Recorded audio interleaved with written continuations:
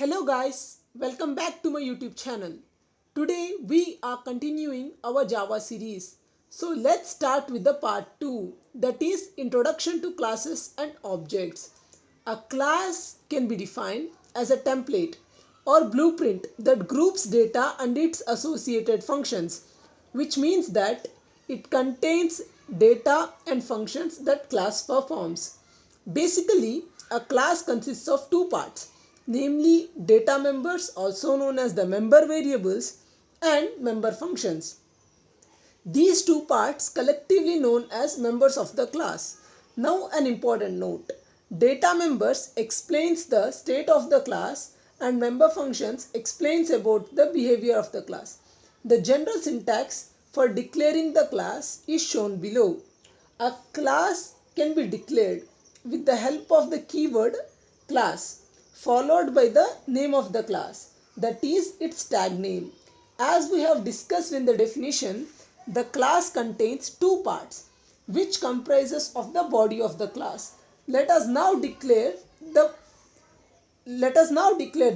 Member variables are declared by writing data type followed by its variable name, and member functions are declared by writing return type followed by its function name. Let's understand how to define a class based upon its syntax. Here, the student is the tag name which is followed by the keyword class. So, I am creating a class named student. As we know from the definition that the body of the class contains variable declaration, so we declare it by using the int data type and followed by the student ID, which is a variable given by me. The student name is also a variable and it contains the name of the student, so it is declared as string. To declare member functions, we write void, which is a return type, and function name, which can be any name given by the programmer. Before going to see a practical program, let's understand about the objects. An object can be defined as an instance of class which is used to access the members of a class. Now we can see that student ID and student name. Get student ID, which is the function name, and print student details are the members of a class. To access that particular member, you need to create an object. So an object is an instance of a class which is used to access the members of a class. Syntax for declaring an object: class name followed by the object name. Let us see an example. Here I have chosen the class name as student and I have named object name as st. If you have observed, the declaration of the member variable and object declaration are quite similar. The only difference is we are using the class name instead of a data type. Now let's understand the initialization of an object. When a reference variable is declared, reference variable is nothing but an object, is declared, it is necessary to assign a physical copy of an object to that variable. This can be done using a special operator named new operator. This operator allocates memory dynamically to store instance variables.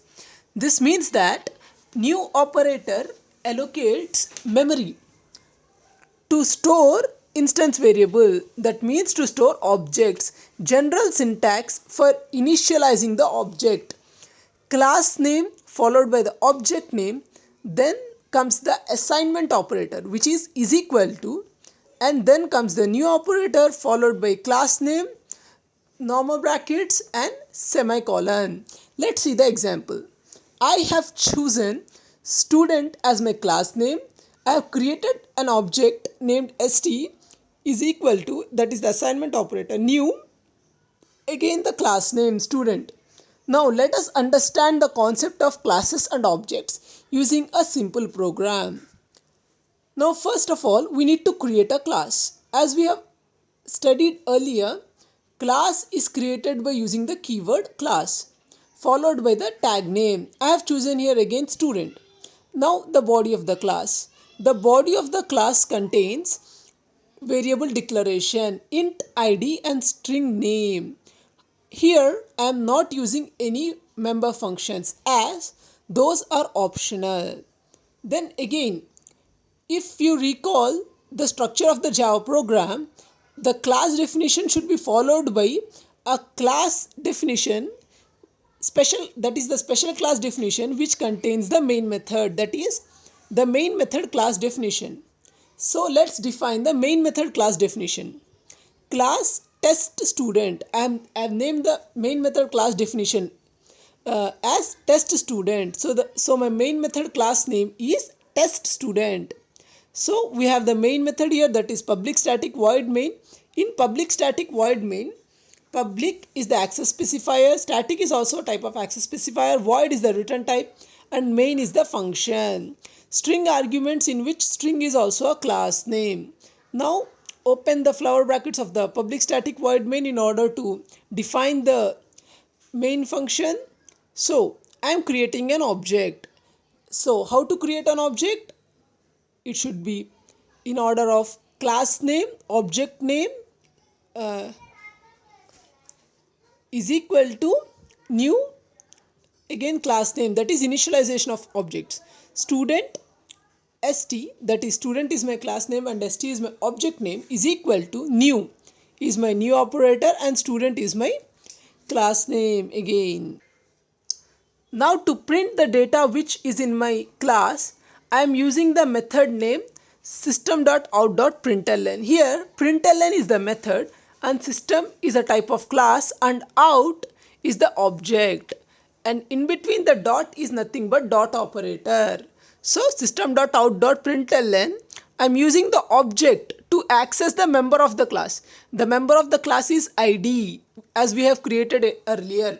So by using the object name, that is st.id, dot operator is used to invoke.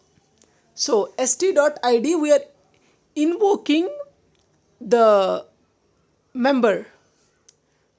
Again we are doing the same thing for the name.